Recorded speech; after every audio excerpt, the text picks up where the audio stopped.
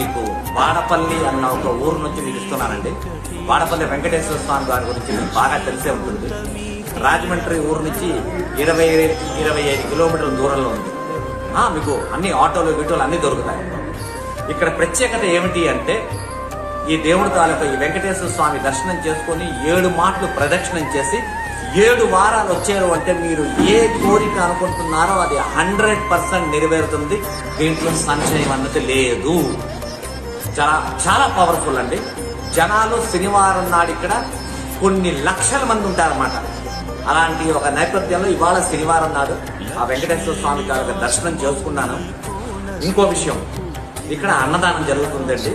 ఖచ్చితంగా వచ్చిన ప్రతి భక్తులు కూడా ఆ ప్రసాదాన్ని తిని వెళ్ళండి.